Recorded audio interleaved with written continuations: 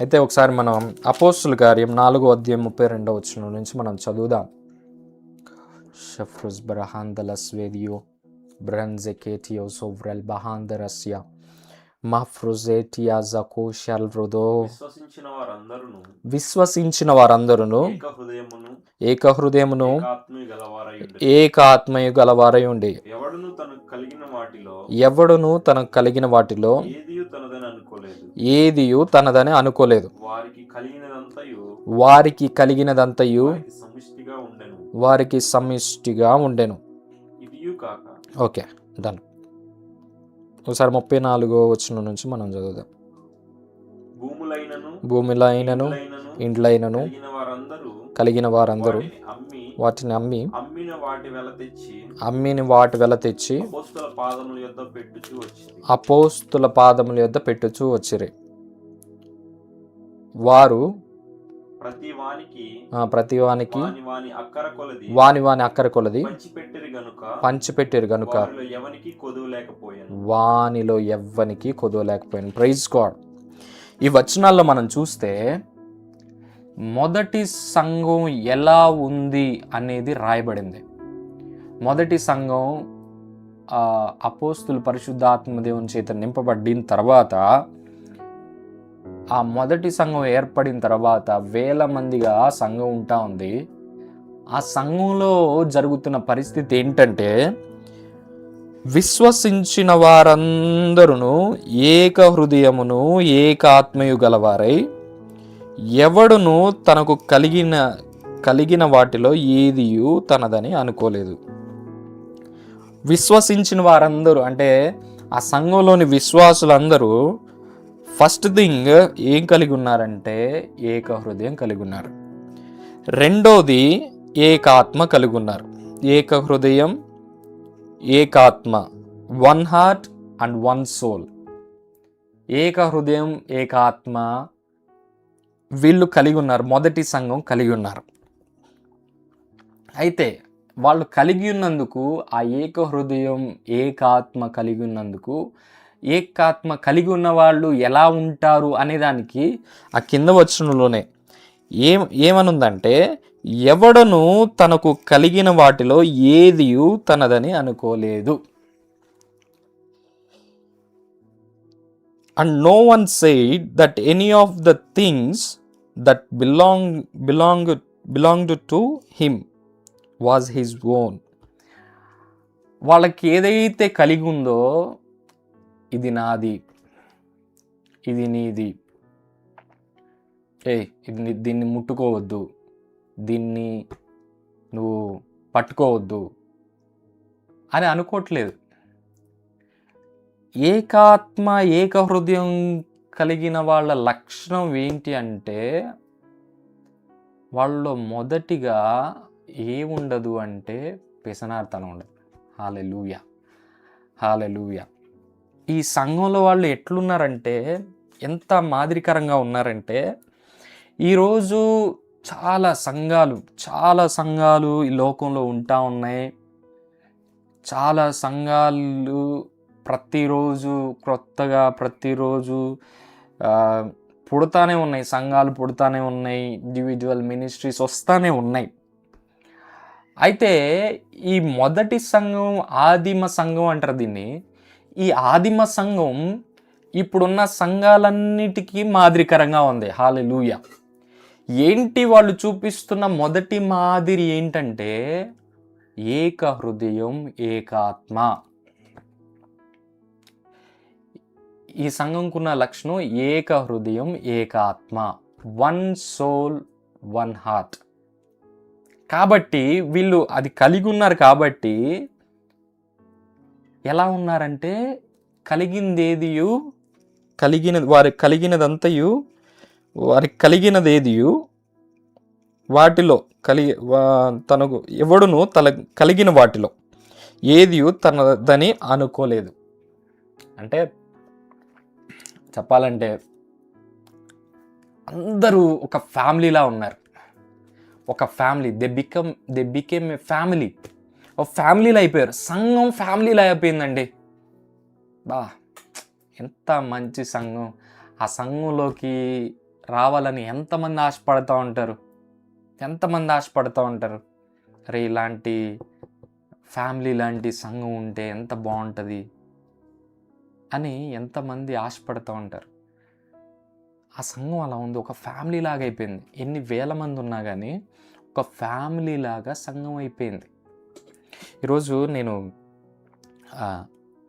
ముందే చెప్పేస్తున్నాను, నేను అననీయ సప్పీరా చనిపోయినట్టు మనం చూస్తాం.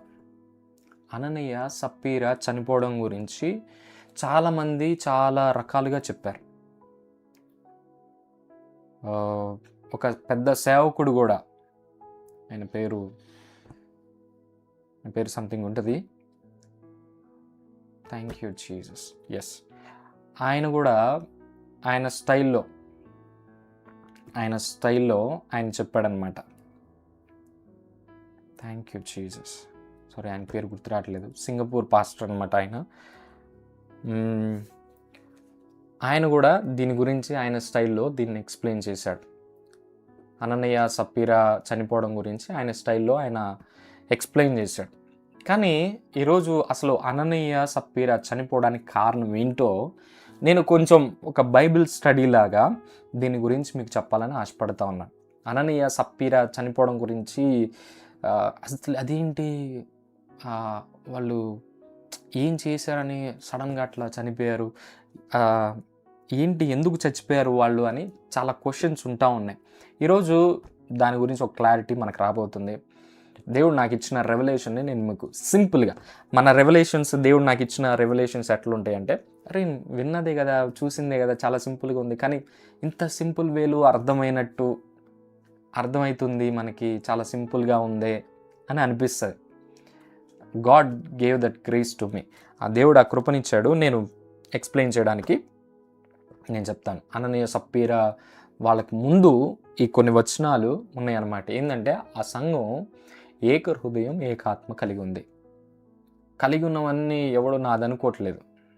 ఒకవేళ ఒకడు కారు ఉందనుకో, వాడికి కారు ఉంటే, ఇప్పుడు ఒక ఫ్యామిలీలో కారు ఉంటే ఆ కారు వచ్చిన వాళ్ళందరూ ఆ ఫ్యామిలీ వాళ్ళు ఎవరైనా తీసుకెళ్ళొచ్చు, ఎవరైనా వాడుకోవచ్చు, అవునా?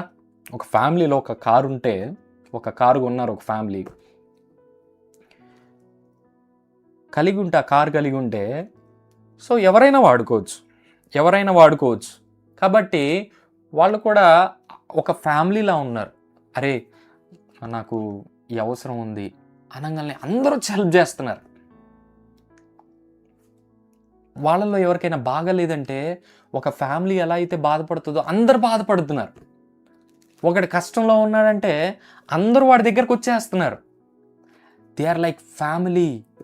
వాడు కలిగి ఉన్నది, నా దగ్గర ఇంత డబ్బు ఉంది, నేను నీకంటే ఎక్కువ, అట్లేం లేదు. నేను నీకంటే, నాకు ఈ జాబ్ ఉంది, నీకంటే ఎక్కువ అనేం లేదు. నా పోస్ట్ ఏదనుకుంటున్నావు, నా పోస్ట్ పలానా పోస్ట్ నాది, నా క్యాడర్ ఏదనుకుంటున్నావు, అలా లేదు. వాళ్ళు ఆ సంఘం ఎలా ఉందంటే వాళ్ళందరూ ఈక్వల్గా అయిపోయారు.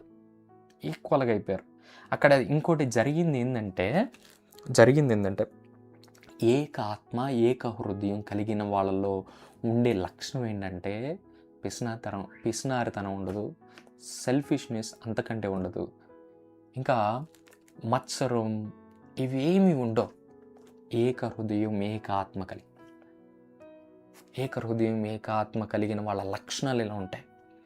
ఒక ఫ్యామిలీ ఒకరిని బాగా సపోర్ట్ చేస్తుంది, ఒకళ్ళకి బాగా లేదంటే ఫ్యామిలీ మొత్తం బాధపడుతుంది. అది ఏకాత్మ ఏక హృదయం అంటే అది. ఆ సంఘం అలా ఉందంట. వినడానికి ఎలా ఉందంటే వేరే లెవెల్ ఉంది. అసలు అలాంటి సంఘంలో ఉంటే మనకి ఎంత బాగుంటుంది. ఈరోజు సంఘాల్లో అలా లేదు.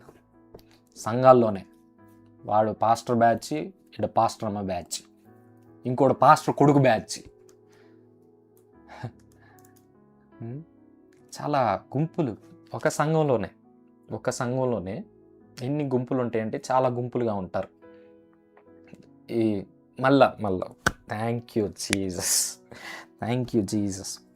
క్యాస్ట్ సంఘాల్లో కూడా క్యాస్టులు తెచ్చేవాళ్ళు. అసలు నువ్వు సంఘానికి రావడానికి అర్హుడు కాదు. నువ్వు క్యాస్ట్ అనే పిచ్చి నీకుంటే అసలు నువ్వు సంఘానికి వచ్చే అర్హత నీకు లేదు. అసలు నువ్వు రక్షించబడలేదు. నువ్వు చచ్చిపోతే నరకానికే కన్ఫామ్. నీలో గనక క్యాస్ట్ పిచ్చుందా, కుల పిచ్చుందా, మత పిచ్చుందా, నీకు గనక ఇట్లాంటి పిచ్చి ఉంటే కన్ఫామ్ నువ్వు కళ్ళు మూసిన తర్వాత వెంటనే నరకంలో కళ్ళు తెరుస్తావు. దీంట్లో డౌటే లేదు. వీళ్ళందరూ చాలామంది ఉన్నారు ఈ సంఘంలో. చాలా ప్రదేశాల నుంచి వచ్చిన వాళ్ళు ఉన్నారు, చాలా యూదులు ఉన్నారు, గ్రీసు దేశస్తులు ఉన్నారు, చాలా రకాల మంది ఈ సంఘంలో ఉన్నారు. కానీ అందరూ ఏక హృదయం, ఏక ఆత్మ కలిగి ఉన్నారంట. ఈ రోజుల్లో సంఘాలు చూస్తే పలానా మా క్యాస్టోడు వాడితోనే మాట్లాడతాడు. వీడు వాడితోనే మాట్లాడతాడు. ఎట్లా అంటే వాడు మా క్యాస్ట్ అని వీళ్ళొక గుంపు, ఇంకో క్యాస్ట్ అని ఇంకో గుంపు. ఇంకా అసలు పాస్టర్ గారు వాళ్ళ క్యాస్ట్ అనుకో, అసలు పాస్టర్ గారు కూడా వాళ్ళతోనే వాళ్ళ క్యాస్ట్ వాళ్ళతోనే క్లోజ్గా మాట్లాడతారు. ఈ బ్యాచ్ అంతా, ఈ సంఘం అంతా యేసుప్రభు వచ్చాడనుకో అన్ని సంఘాలు ఎత్తబడినా కానీ ఈ సంఘం వేడే ఉంటుంది. ఎందుకంటే క్యాస్ట్ సంఘం అనమాట. ఈరోజు చాలా క్యాస్ట్ సంఘాలు ఉన్నాయి. కొంతమంది పేరుకి తోకలు, అంటే నువ్వేం చెప్తున్నావు జనాలకి అంటే ఈ క్యాస్ట్ వాళ్ళే నా దగ్గరికి రావాలి. ఓకే, వాళ్ళు ఆకర్షించబడతారు. ఓకే, అంటే ఎక్కువ వాళ్ళు నీ దగ్గరకు వస్తారు కదా, నువ్వు ఒక బ్యాచ్ మెయింటైన్ చేస్తున్నట్టే కదా, వేరే వాళ్ళకి ఆ పార్షియాలిటీని నువ్వు చూపిస్తున్నట్టే కదా. ఈరోజు అట్లా ఉండడానికి వీలు లేదు. ఈ సంఘం చాలా మాదిరికరంగా ఈ రోజుల్లో ఉన్న సంఘాలకు ఉంటా ఉంది. ఈ సంఘంకున్న లక్షణం ఒకే హృదయం, ఒకే ఆత్మ. వావ్, ఇంత బాగుందండి. ఈరోజు సంఘం లోపలే ఎన్ని పాలిటిక్స్.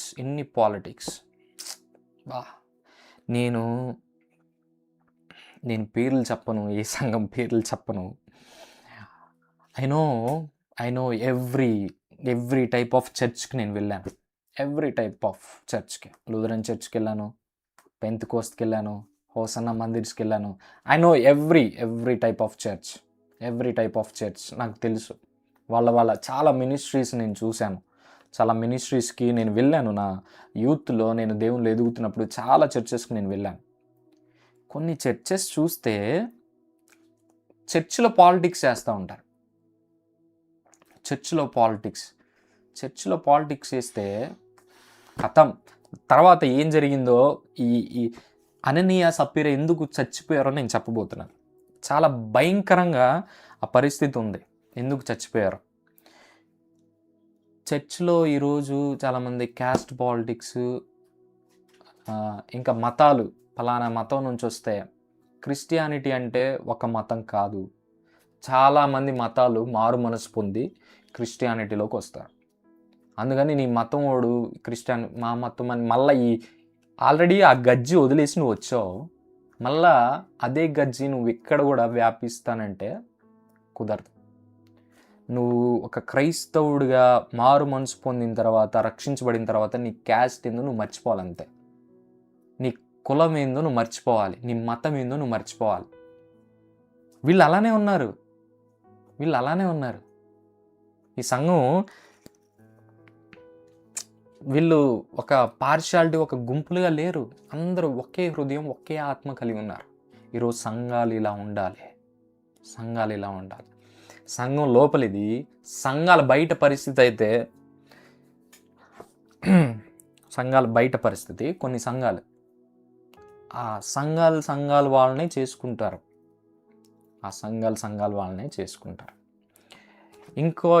ఇంకా ఏంటంటే, కొన్ని సంఘాలు వేరే సంఘాలు వాళ్ళని ఎట్లా చూస్తారంటే ఏదో అంటరాని వ్యక్తుల్లాగా, ఆడు మనోడు కాదు, ఇట్లా కూడా కొన్ని సంఘాలు నడుస్తున్నాయి. కొన్ని బ్యాక్గ్రౌండ్లు నడుస్తాయి. పెంతెకోస్తోళ్ళు, వాడు నాన్ పెంతెకోస్తలు. ఇప్పుడు ఏఎల్సి వాళ్ళు ఉంటే వాడు ఏఎల్సి కాదు, వీళ్ళు పలానా హోసన్నా మందిర్ అయితే మనోడు కాదు వాళ్ళు. ఇంకా పలానా సిఎస్ఐ సంఘం, సిఎస్ఐ కాదు వీడు, సిఎస్ఐ కాదు మనోడు కాదు, బ్యాప్టిస్టోడు వీడు, బ్యాప్టిస్టోడు కాదు మనోడు కాదు వీడు.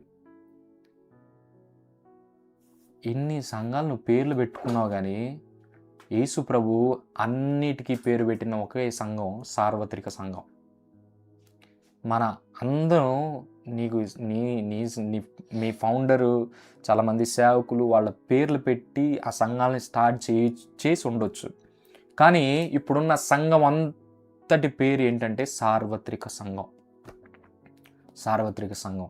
ఈరోజు సంఘాల మధ్యలో ఐక్యత లేదు, సంఘాల మధ్యలో ఐక్యత లేదు. రకరకాలుగా భయంకరంగా ఒక సంఘం వాళ్ళు ఒక సంఘాన్ని తిడతారు, ఈ సంఘం వాళ్ళు అసలు వాళ్ళతో మాట్లాడరు, అంటు వ్యాధులని చూసినట్టు చూస్తారు.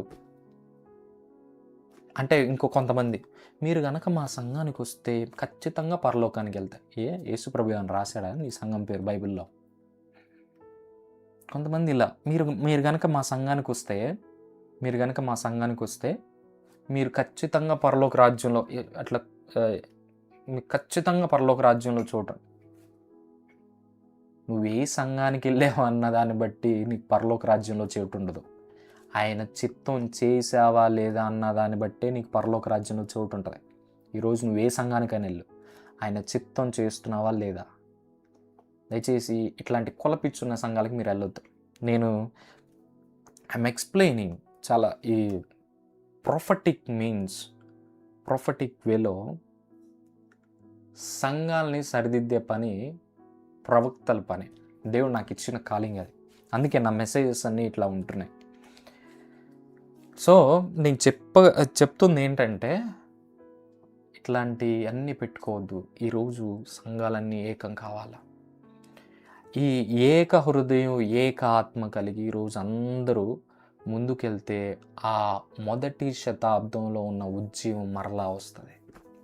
ఆ మొదటి శతాబ్దంలోని ఉజ్జీవం, బలమైన కార్యాలు ఈ రోజుల్లో చూడాలి. ఎందుకు జరగట్లేదు అంటే వీళ్ళల్లో ఐక్యత లేదు.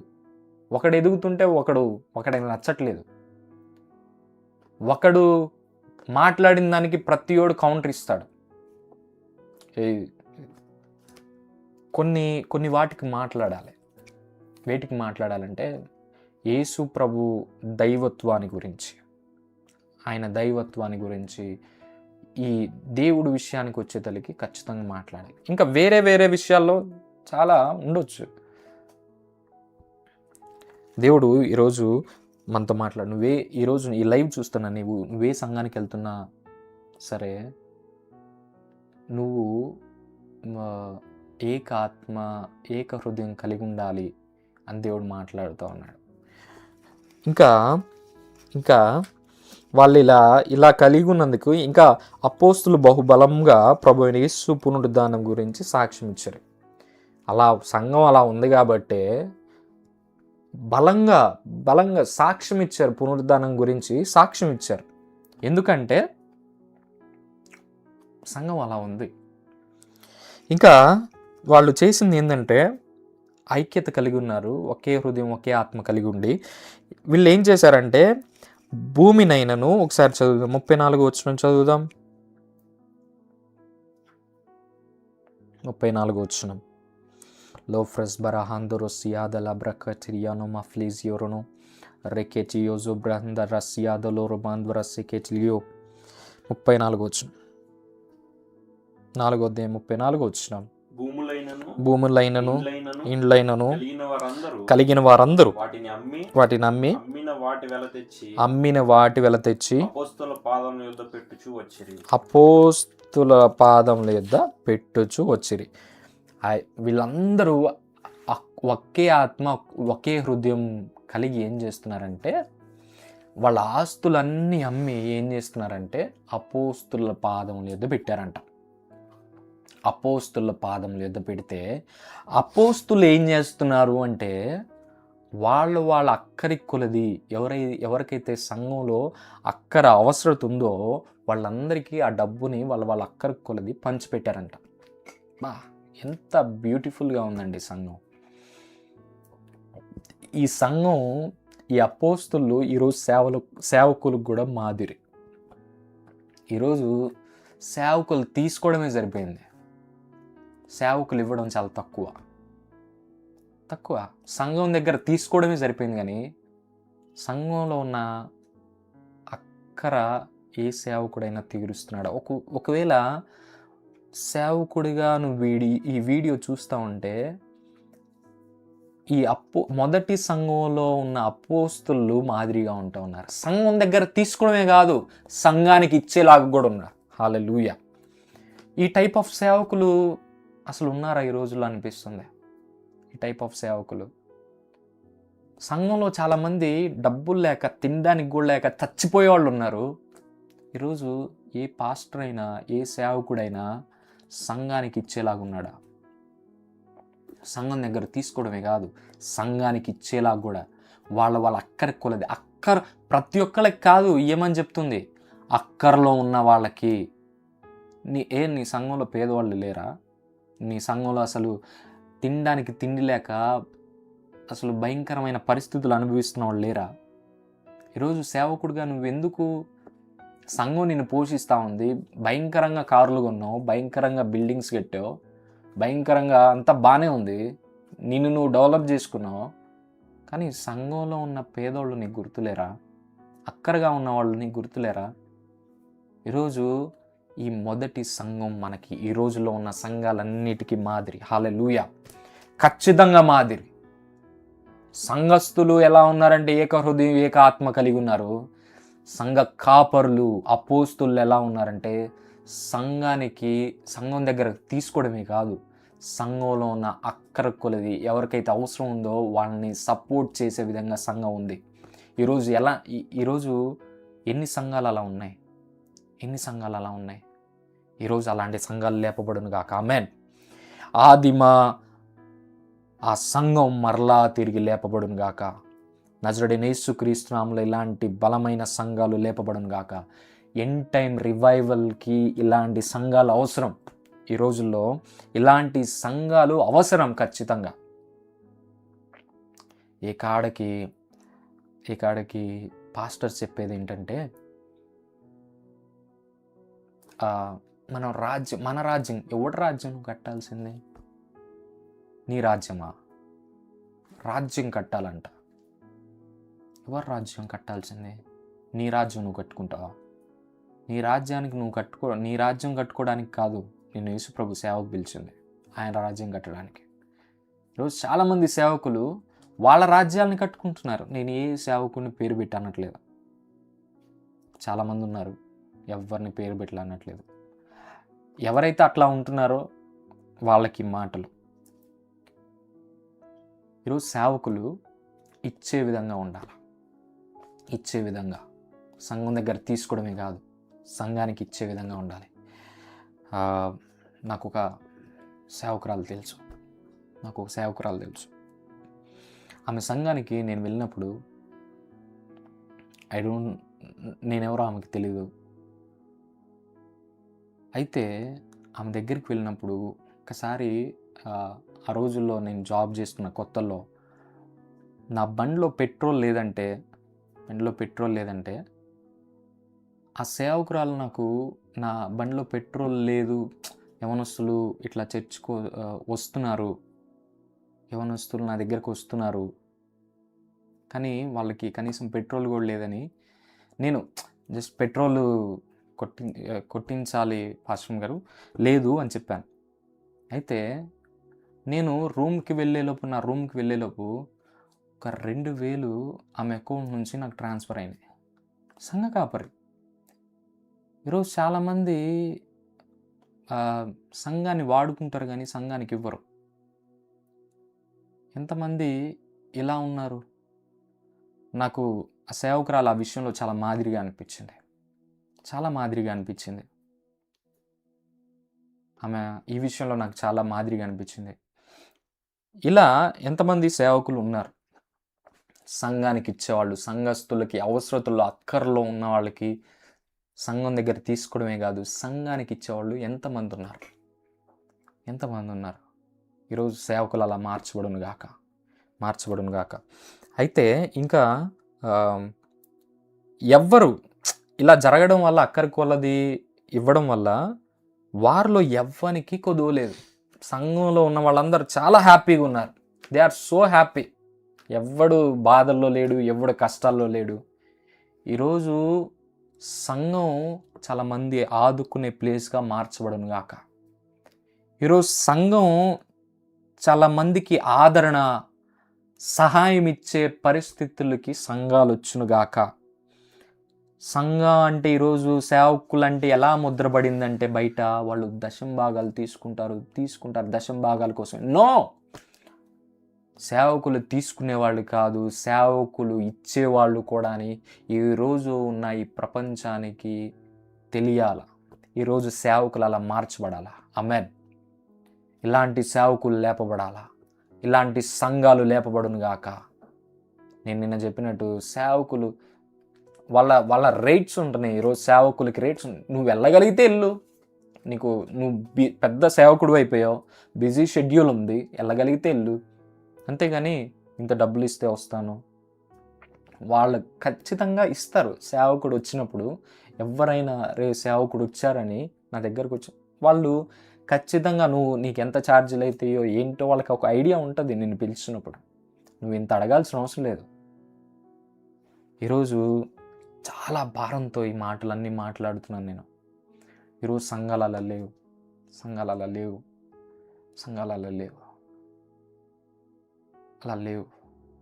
చాలా చాలా బాధ, చాలా వేదనతో ఈ మాటలు నేను మాట్లాడుతూ ఉన్నాను. సంఘాల మధ్యలో గొడవలు, ఐక్యత లేదు. ఈరోజు అలాంటి ఆదిమ సంఘంలో ఉన్న ఆ ఉజ్జీవాన్ని మనం చూడాలంటే, ఆ బలమైన కార్యాలను మనం చూడాలంటే ఈ ఐక్యత, one spirit, one heart, one soul అనేది రావాలి సంఘాల మధ్యలో, విశ్వాసుల మధ్యలో. ఈరోజు చాలా చాలా వేస్టేజ్ సంఘాల్లో ఉంటా ఉంది, భయంకరమైన వేస్టేజ్.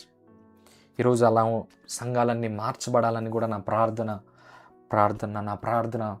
మీరు కూడా మీ ప్రార్థనలో జ్ఞాపకం చేసుకోండి. అయితే ఇక్కడ ఒక వ్యక్తి ఉన్నాడు. ఎవరంటే బర్నబా కూడా తనకున్న స్థలాన్ని తెచ్చి శిష్యుల పాదాలు పెట్టాడు. ఓకే, ఇక్కడ అంతవరకు బాగుంది. అయితే ఇప్పుడు నేను అననీయ సప్పీరా గురించి నేను చెప్పబోతున్నాను. ఏంటంటే అననీయ సప్పీరా చనిపోవడానికి కారణం ఏంటి? వాళ్ళు ఏం పాపం చేయలేదు కదా. ఎందుకు వాళ్ళ మీదకి అంత వెంటనే శిక్ష వచ్చేసింది అంటే, జాగ్రత్తగా వినండి, ఇలాంటి కార్యాలు చేసే వాళ్ళ మీదకి దేవుని శిక్ష ఖచ్చితంగా రాబోతుంది. I'm prophesying this in the name of Jesus. ఇలాంటి కార్యాలు జరిగితేనే సంఘంలో ఆ భయం వస్తుంది, రావాలి. వీళ్ళు ఏం చేస్తున్నారంటే అందరూ వీళ్ళు కూడా సంఘంలో వాళ్ళు కాబట్టే వాళ్ళ స్థలాన్ని అమ్మి, ఆ సంఘంలో వాళ్ళు కాబట్టే ఈ పనులన్నీ చేస్తున్న సంఘం విషయాలు వీళ్ళకి తెలుసు కాబట్టే వీళ్ళు సంఘంలో ఉన్నారు. జోసెఫ్ ప్రిన్స్ గారు, సింగపూర్ పాస్టర్ జోసెఫ్ ప్రిన్స్ గారు, ఆయన ఒక రీతిలో అననీయ సప్పీరా అసలు బిలీవర్స్ కాదు, శిష్యులు కాదు అన్నట్టు ఆయన మాట్లాడాడు. అయితే ఆయన వేరే విధంగా చెప్పాడు.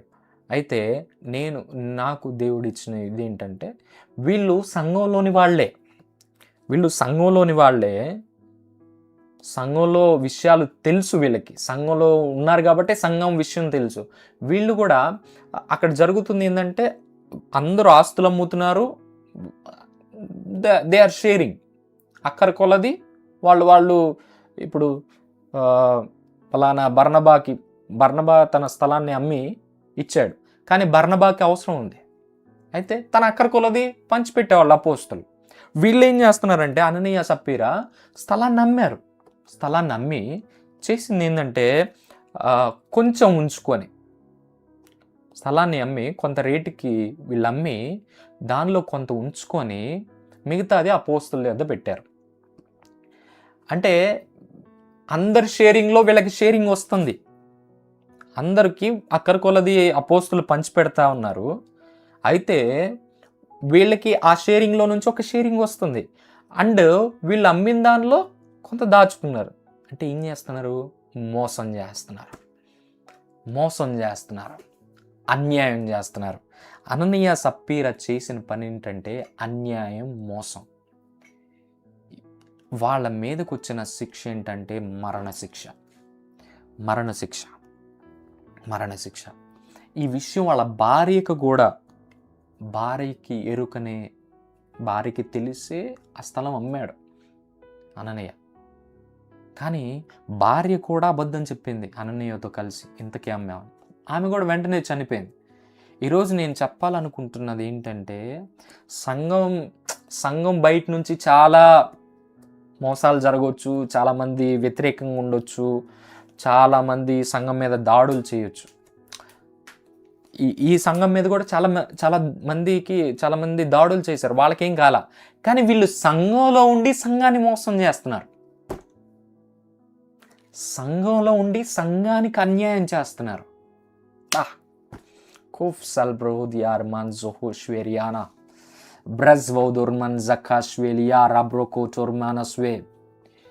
ఈరోజు నువ్వు క్రైస్తవుడిగా ఉండి సంఘంలో ఉండి సంఘానికి అన్యాయం చేస్తే, సంఘాన్ని మోసం చేస్తే నీ మీదికి రాబోతుంది మరణశిక్ష. జ్ఞాపకం పెట్టుకో. దీనిలో కొత్త నిబంధనలు అంటే కృప అనుకోవచ్చు, కృప ఉంది. కానీ సంఘంలో ఉండి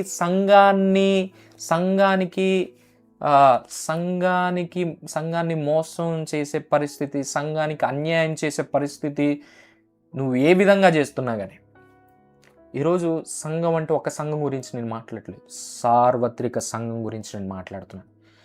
నీ వల్ల సంఘానికి ఏదైనా జరుగుతుంది అంటే నీ మీదకి రాబోతుంది మరణశిక్ష.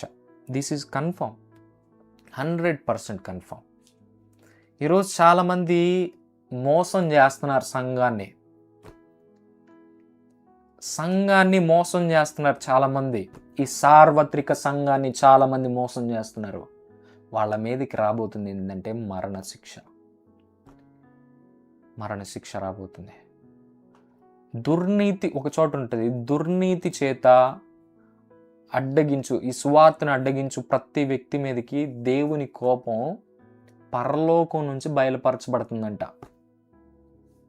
ఈరోజు దేవుని ఉగ్రత, అది పాత నిబంధనలే, కొత్త నిబంధనలో దేవుని ఉగ్రత లేదు అనుకొని నువ్వు సంఘానికి అన్యాయం చేస్తూ సంఘాన్ని మోసం చేస్తున్నావంటే ఈరోజు నీ మీదకి రాబోతుంది మరణశిక్ష. నువ్వు ఏ సేవకుడు అయినా సరే, ఏ విశ్వాసి అయినా సరే.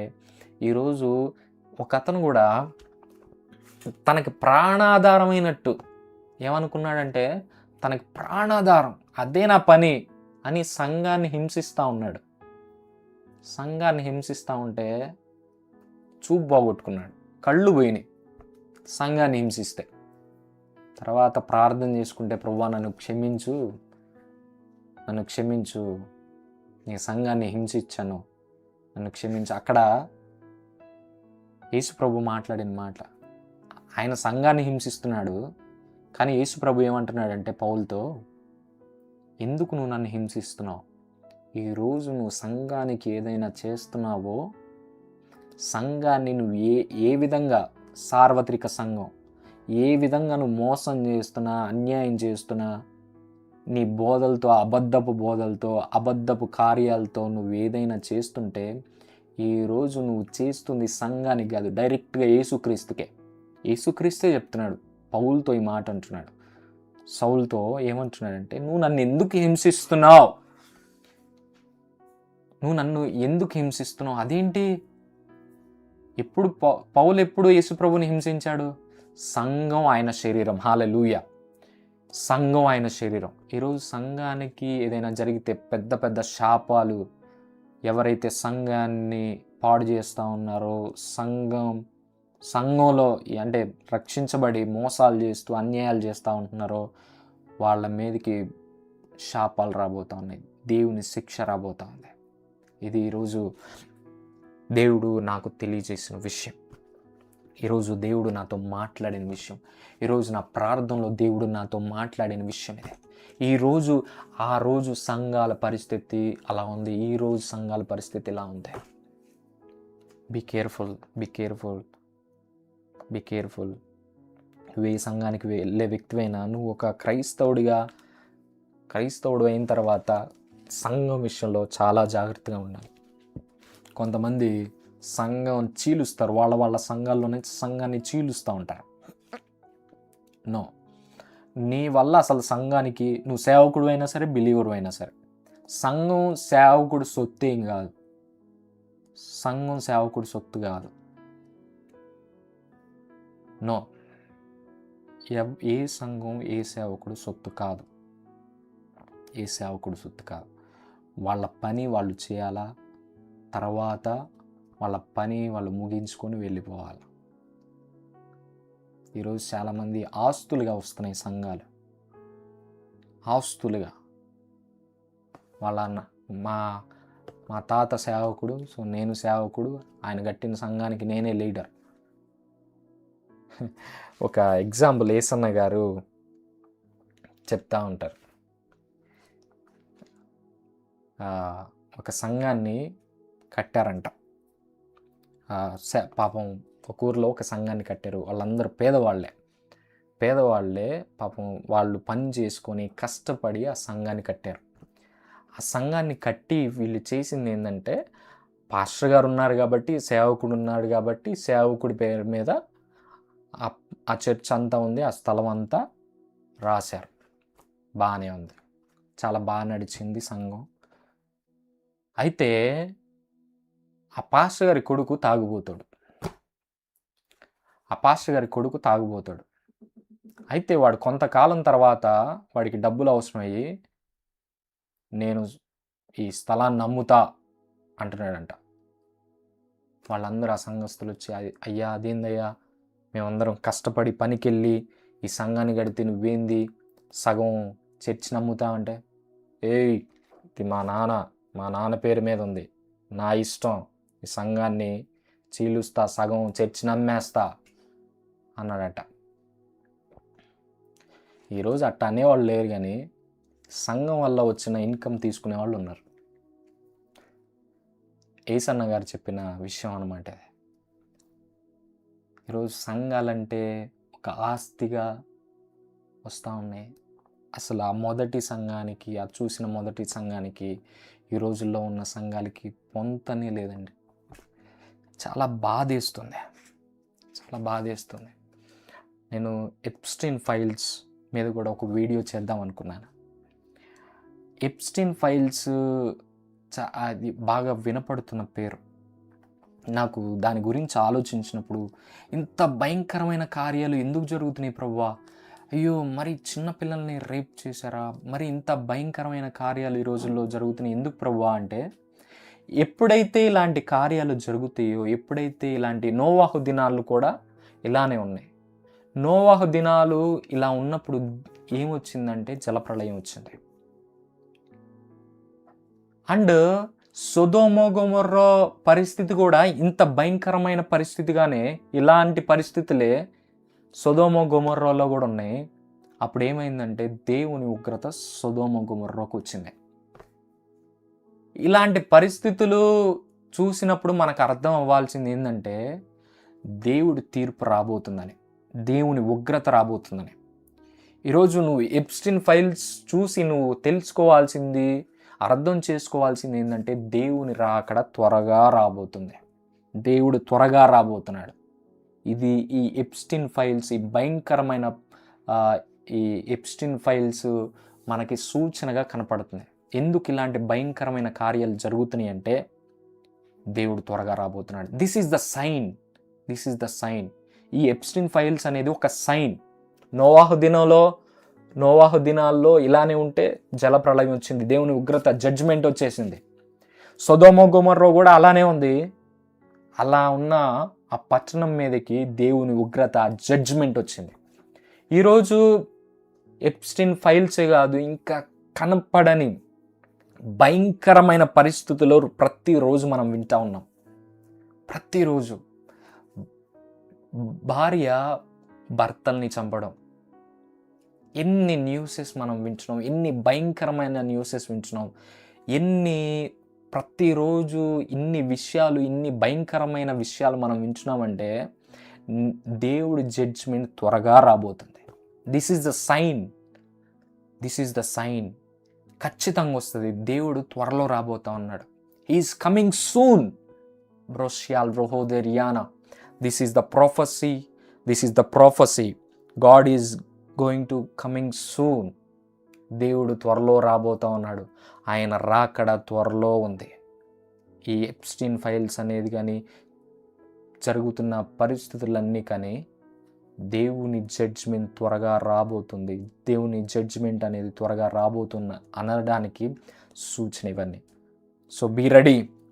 దేవుని రాకడికి సిద్ధంగా ఉండాలి మనం. ఇంకా మారు మనస్సు లేకుండా, ఇంకా పశ్చాత్తాపం లేకుండా, ఇంకా నేను అంటా మాకు. దేవుని రాకడ సమీపంగా ఉంది. నువ్వు అనేక మందిని రక్షించాల్సిన అవసరం చాలా ఉంది. ఈ భారం నువ్వు కలిగి ఉండాలి. దేవుడు నీతో మాట్లాడుతున్నాడు. ఈరోజు నీకోసం ప్రార్థన చేస్తాను. ఈ వాక్యం గురించి ప్రార్థన చేసి తర్వాత మీకోసం ప్రార్థన చేస్తాను. Thank you Holy Spirit. Thank you Jesus. Thank you Lord. పరిశుద్ధుడా మీకు వందనాలు, స్తోత్రాలు నాయన. మహోన్నతుడా, మహాగణుడా మీకు వందనాలు. పరిశుద్ధుడా నీకు వందనాలు, స్తుతులు, స్తోత్రాలు చెల్లిస్తా ఉన్నాను. ఈరోజు వాక్యం ద్వారా మాతో మాట్లాడినందుకు మీకు వందనాలు నాయన. అయ్యా మీకు వందనాలు. ఈ పరిస్థితులన్నీ, సంఘ పరిస్థితులన్నీ, లోకంలో ఉన్న పరిస్థితులన్నీ చూస్తే మీరు త్వరగా రాబోతున్నారని అర్థమవుతుంది ప్రభువా. అయ్యా ఇవన్నీ సూచనలుగా ఉంటా ఉన్నాయి ప్రభువా. నీకు వందనాలు. మేమందరం సిద్ధపడాలి ప్రభువా. మేము సిద్ధపడి మీ రాజ్యం కొరకు ఎదురు చూసే, అయ్యా మీ రాకడ కొరకు ఎదురు చూసే వ్యక్తులుగా మేము ఉండడానికి కృప చూపించమని, ఈ వాక్యం విన్న ప్రతి ఒక్క బిడ్డను మీరు దీవించి ఆశీర్వదించమని యేసు నామములో అడిగి పెట్టుకుని ప్రార్థన చేయించున్నాను తండ్రి. ఆమెన్.